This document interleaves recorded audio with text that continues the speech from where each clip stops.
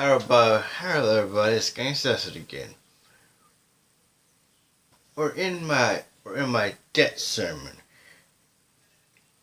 and we're reviewing verses 17 through 20. This one God says, I will bring a flood.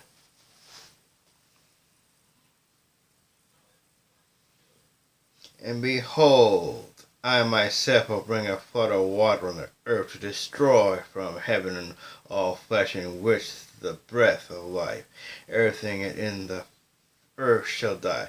But I will establish my covenant with thee, with you, your sons, your wife, their wives with you, and even in every living thing of all flesh you shall bring two of every animal into the ark with you. It must be male and female of a bird after their kind, every creeping thing creeping of the animals of their kind, and animals of their kind to keep alive. Two of every kind of animal will come to you.